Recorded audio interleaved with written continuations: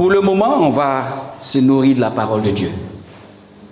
Parce que l'Esprit a une parole à nous donner ce matin. Tu es arrivé ce matin peut-être un peu lourd. Tu es arrivé ce matin peut-être avec des soucis. Tu es arrivé ce matin peut-être avec une maladie, avec une douleur dans le corps. Et je crois que Dieu guérit. Je crois que Dieu restaure. Je crois que Dieu peut faire quelque chose dans ta vie. Focalise-toi ce matin sur Dieu. Pendant que je serai en train de prêcher, écoute la parole de Dieu. C'est la parole de Dieu qui va te guérir pendant ma prédication. C'est la parole de Dieu qui va te donner la force pendant que je prêche. C'est la parole de Dieu qui va te restaurer pendant que je prêche. Ici, nous marchons sur la parole. Nous marchons par la parole. Nous vivons par la parole. Nous communiquons par la parole de Dieu. Le thème, c'est vivez votre vie en Dieu. Vivez votre vie en Dieu. Je suis venu te dire, tu peux vivre pleinement ta vie. Tu peux vivre pleinement ta vie. Tu peux vivre pleinement. Si tu veux même, tu peux vivre à 100 à l'heure ta vie. Mais en Dieu. Tu peux être béni même de Dieu. Tu peux recevoir toutes les grâces, les bénédictions de Dieu en Dieu. Tu peux prospérer en Dieu. Vivez votre vie en Dieu. Nous sommes en fin d'année. On entend le plus souvent parler, et beaucoup même parler de faveur de Dieu. Et le thème de notre entrée stratégique cette année, c'était entrer dans sa faveur. Et vous allez voir que dans les communications que vous avez reçues, des communications concernant les échanges de vœux, fermez vos portables s'il vous plaît. Arrêtez-les. Vous avez dû entendre certaines personnes vous dire, rentre dans la faveur de Dieu. Que la faveur de Dieu soit sur ta vie. Que la faveur de Dieu soit sur ta vie. Et c'est un langage courant qu'on entend le plus souvent. J'ai regardé dans les messages que j'ai reçus en cette fin d'année, le 31, beaucoup de personnes m'ont souhaité la faveur de Dieu, la faveur divine. On entend parler de ça. Et c'est important. Parce que sans la faveur, on ne peut rien faire. Sans la faveur, vous ne pouvez pas vivre la vraie vie. C'est avec la faveur de Dieu. C'est la faveur de Dieu qui a fait que ce matin, on s'est levé en pleine forme. Et puis on est venu prier. C'est la faveur de Dieu. C'est la faveur de Dieu qui fait qu'on respire l'air. Et puis, on se sent en bonne santé. C'est la faveur de Dieu. Donc on ne peut rien faire sans la faveur de Dieu. Donc c'est important que nous ayons la faveur de Dieu. Et notre Dieu qui nous aime cherche à nous bénir. Le Seigneur veut tellement nous bénir avec son incroyable faveur. Ça, c'est la logique divine, le désir de Dieu, l'envie de Dieu. C'est que Dieu souhaite pour nous, c'est que nous soyons tellement bénis, que nous ne manquions de rien.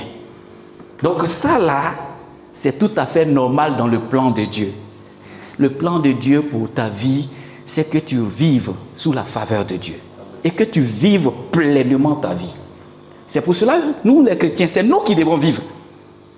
Alléluia. Quand le diable prend ça et puis il dit, vivez, vivez, vivez, mais la vraie vie, c'est en Jésus. Quand le diable prend ça et puis il dit à ses adeptes, ceux qui ne croient pas, oh, nous on doit vivre, on doit vivre. La vie pleine, c'est en Jésus. La véritable, c'est en Dieu.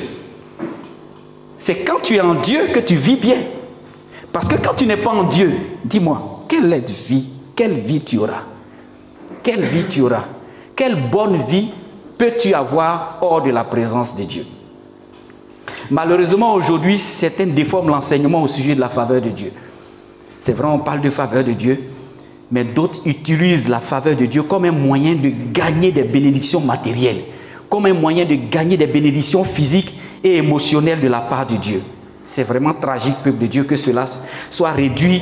On réduit notre Dieu comme quelqu'un qui distribue seulement les bénédictions matérielles, financières, émotionnelles. Dieu n'est pas un distributeur automatique de bénédictions matérielles. Dieu n'est pas un distributeur d'argent. Dieu n'est pas un distributeur de fortune. Dieu n'est pas un distributeur de tout ce que vous pouvez considérer comme bénédiction physique ou matérielle. Ce n'est pas l'essence de Dieu. Ce n'est pas ce que Dieu désire. Ne limitons pas les bénédictions à ça. Alléluia. Ils disent parfois, pour avoir même ces bénédictions, la faveur de Dieu, certains même vont jusqu'à dire, il faut s'aimer des graines financières, il faut s'aimer de l'argent pour avoir la faveur de Dieu. Viens avec une enveloppe. En cette fin d'année, tu auras la faveur de Dieu. La faveur de Dieu ne s'achète pas avec des enveloppes. La faveur de Dieu ne s'achète pas avec des biens qu'on dépose à l'église. Non. C'est pas comme ça. Non.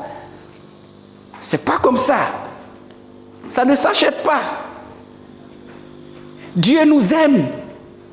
Et Dieu même, il souhaite qu'on soit tellement béni, qu'on ait tellement d'argent, qu'on soit tellement prospère. Ça est déjà dans le plan de Dieu. Donc, ne te stresse même pas pour dire, oui, il faut que tu envoies une enveloppe, il faut que tu envoies tel truc pour être... Non, non, non, non, non. Ceux qui prêchent ça, c'est le mensonge. Les choses de Dieu même, ça ne se mérite pas. Ce n'est pas avec notre argent. Et si la faveur de Dieu s'achetait en réellement, et ceux qui sont pauvres, est-ce qu'ils auront la faveur de Dieu dans leur vie? Dites-le moi, peuple de Dieu. Celui qui n'a pas l'argent, il va faire comment pour avoir la faveur de Dieu? Oh, Dieu est juste. Dieu est bon. Il est bon pour tout le monde. Il est bon pour le pauvre. Il est bon pour le riche. Il est bon pour ceux qui n'ont rien. Il est bon pour ceux qui travaillent. Il est bon pour ceux qui ne travaillent pas. Dieu est bon pour tout le monde. Donc s'il faut envoyer des enveloppes, s'il faut envoyer de l'argent, s'il faut venir participer à des réunions spéciaux, des séminaires où on va vous enseigner sur la faveur de Dieu pour recevoir la faveur de Dieu, celui qui dit ça, il prêche le mensonge. On ne reçoit pas la faveur de Dieu comme ça. On ne reçoit pas la faveur de Dieu comme ça. Dieu, ce n'est pas ainsi que Dieu fonctionne. Il se soucie davantage de nous que cela. Et si nous obtenons tout ce dont nous rêvons, c'est que ce n'est pas la faveur de Dieu. En principe, laissez-moi vous dire une chose. Si tout ce que tu demandes, tu obtiens. Tout ce que tu demandes, tu obtiens. Ce n'est pas la faveur de Dieu. Ça, c'est la convoitise. Alléluia. Est-ce qu'un enfant, tout ce qu'il demande à son papa donne. Si son papa donne, c'est que l'enfant, c'est la convoitise et que son papa même n'est pas dans la vérité. Parce qu'un père ne peut pas donner tout à son enfant. Parfois, ton papa, ton fils... Moi, mes enfants, pendant Noël, ils m'ont demandé vélo, je n'ai pas donné. Ils m'ont demandé certaines choses, je n'ai pas donné. Et moi-même, je n'ai pas offert, même au plus grand, même des cadeaux ce mois. C'est pendant les fêtes de Noël. C'est le moment au moins qu'il leur a offert quelque chose. Donc, cette année, j'ai supprimé. Mais ça ne veut pas dire que les enfants que j'ai ne sont pas sous la faveur de leur père. Je les aime. Et je n'ai pas offert ce qu'ils m'ont demandé. Et c'est pour plusieurs raisons. Voilà. C'est pour plusieurs raisons. Donc toi aussi, c'est pas que tu vas acheter la faveur de Dieu. Si tu demandes tout ce dont tu rêves, Dieu te donne. Automatiquement, Dieu te donne. Donc Dieu est distributeur d'argent automatique. Tu dis donne-moi 100 000 francs, il donne. Tu dis donne-moi 1 million, il donne. Il donne, il donne. Il donne. Dieu n'est pas bête. Dieu n'est pas bête. Même un père qui se comporte comme ça, tout ce que ton enfant dit, tu donnes. Il dit je vais voyager, il voyage. Je vais revenir, il revient. Je vais aller à Abidjan, il va à Abidjan. Je veux voiture, tu payes. Je veux maison, tu payes. En ce moment-là, tu n'es pas un bon père. On rêve de beaucoup de choses. On a commencé une nouvelle année encore. On a plein de rêves. On a plein de rêves. Je veux construire une maison, je veux faire ceci, cela, je veux voyager. C'est beaucoup comme ça. C'est beaucoup. Dieu, il veut notre bénédiction. Il veut qu'on soit à l'aise. Il veut qu'on vive pleinement. On ne vient pas avec Dieu pour être médiocre. Mais Dieu, il veut quelque chose d'abord. Et c'est ce que nous allons découvrir. La véritable faveur de Dieu ne se trouve pas dans la bénédiction en elle-même, elle se trouve dans celui qui opère la bénédiction. Est-ce que tu as compris ce que j'ai dit? La véritable faveur de Dieu ne se trouve pas dans la bénédiction en elle-même, mais elle se trouve dans celui qui opère la bénédiction. Ça veut dire quoi? La faveur de Dieu que tu recherches là, pour ouvrir des portes, pour que tu sois béni, pour que tu sois riche, pour que tu aies beaucoup d'argent, pour que tu te maries, cette faveur de Dieu là, ça ne se trouve pas dans la bénédiction elle-même, mais elle se trouve en Dieu. Si tu aimes Dieu là, si tu prends Dieu à la première place là, il a dit, cherchez premièrement le royaume et la justice de Dieu et tout vous sera donné.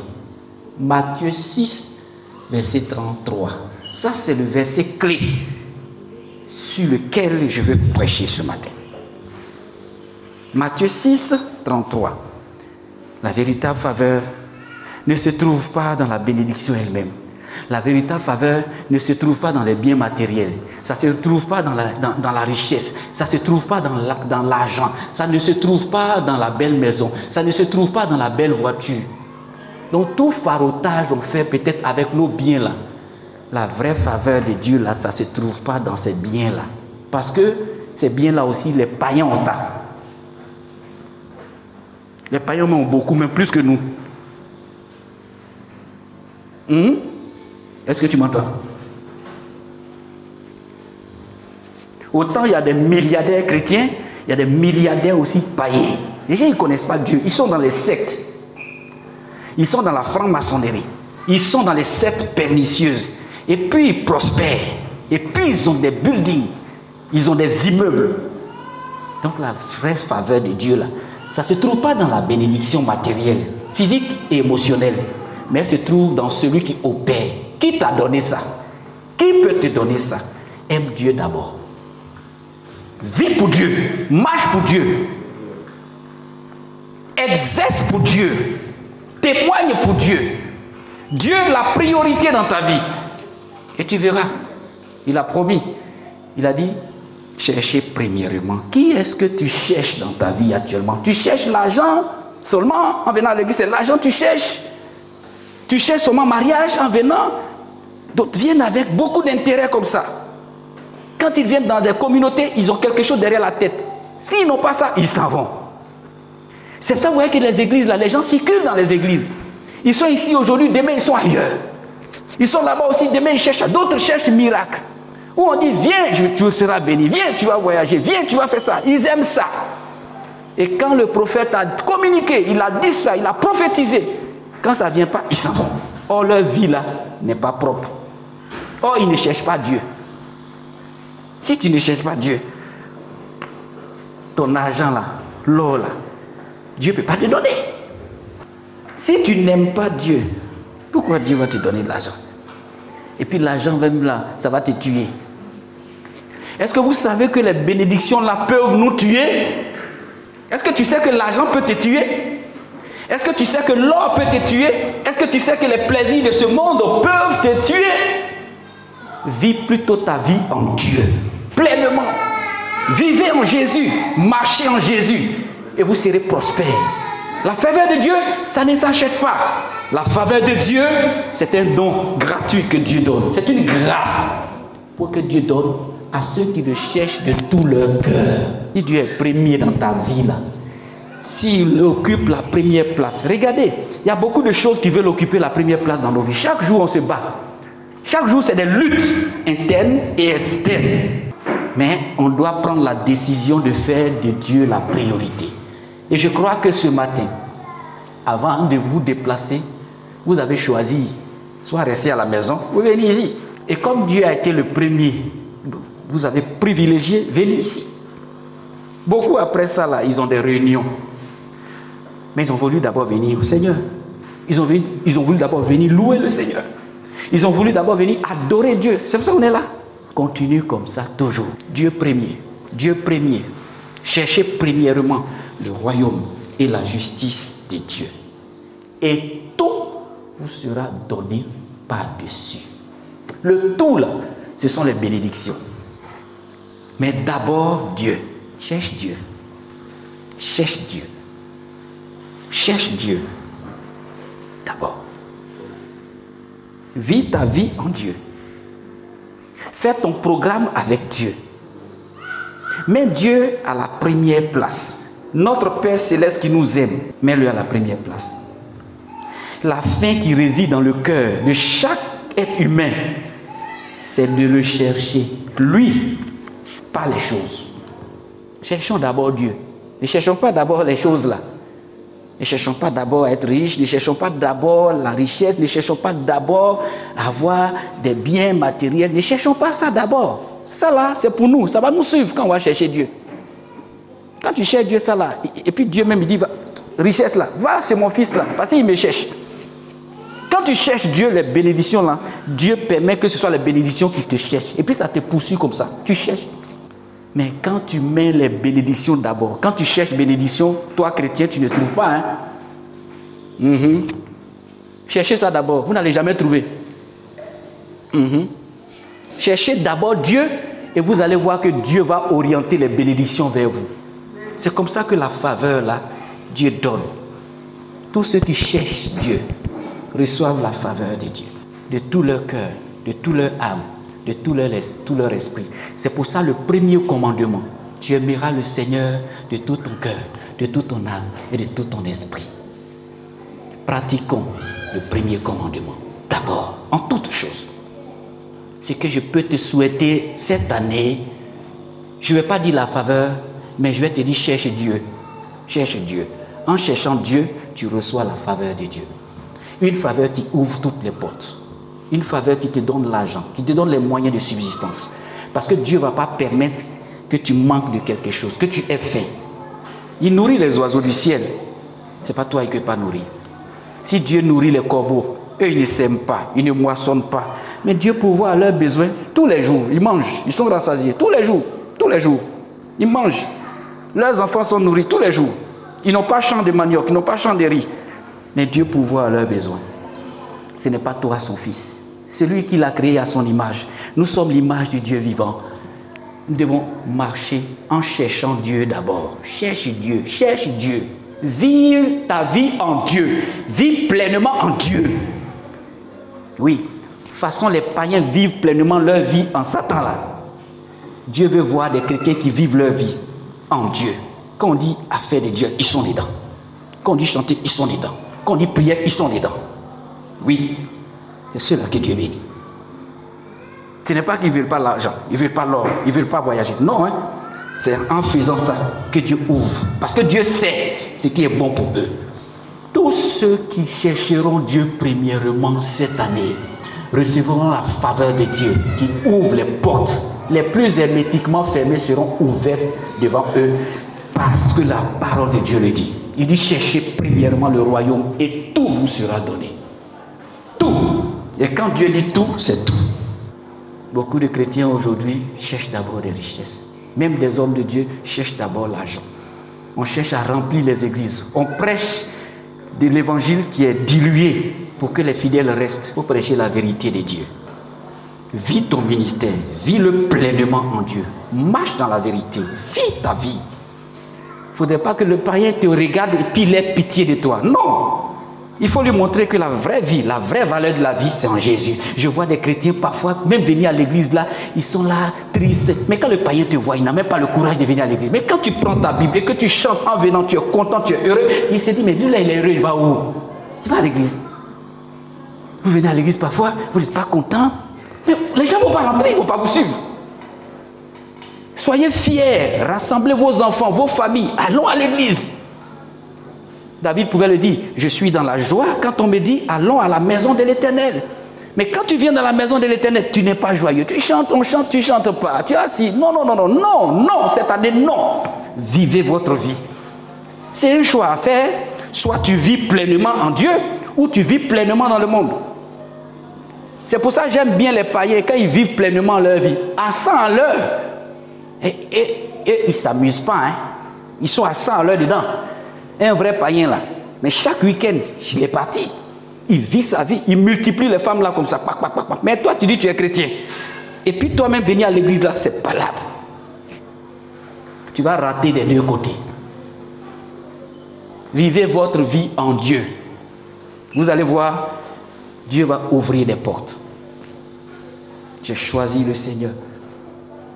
Que ton choix soit définitif. Sois fidèle à Dieu. Marche avec Dieu. Dieu est prêt à nous bénir. L'or et l'argent, c'est pour Dieu. La promotion, c'est à Dieu. La richesse, c'est à Dieu. Même si les choses tardent, attends-toi à Dieu. Ce n'est pas parce que ça tarde que tu vas te refroidir dans la maison de Dieu. C'est là même, il faut bombarder même. Il faut dire à Satan, ma bénédiction c'est déjà calée. Ça là, je ne me soucie pas. Ça c'est Dieu qui gère. Ce que moi je cherche d'abord, c'est Dieu. Voilà. Le reste là, c'est Dieu. Mon voyage, mon mariage, mes trucs, tout ça là, c'est Dieu qui gère ça. Qu'est-ce que je lui donne en retour? C'est mon amour. Je vis en Dieu. Je vis pleinement en Dieu. Vivez. Vivez, mais en Dieu. Vivez. Vivez bien même en Dieu. Marchez en Dieu. Vivez en Dieu. Soyez heureux en Dieu.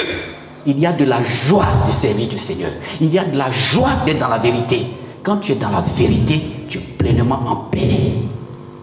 Mais quand tu es dans la duplicité, ça ne marche pas. L'hypocrisie, enlevée. La médisance, enlevée. Tous ceux qui vivent dans l'hypocrisie, dans la médisance, n'évoluent pas. Allez-y voir une chose. C'est des personnes qui n'évoluent pas dans les églises. Les hypocrites. Ceux qui critiquent, ils n'évoluent pas. Mais ceux qui sont sincères, ils avancent. Et ce matin, nous allons honorer des personnes qui sont sincères.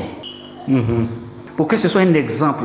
Si tu es sincère demain, là, demain aussi tu seras honoré. Désormais, quand on parle du conseil paroissial, ces personnes-là sont dedans. C'est ça qui est la vérité. Où vous avez vu un serviteur de Dieu, un pasteur diriger une église seule? Il a des collaborateurs, il a des assistants. Et Dieu les a hissés à une autre dimension.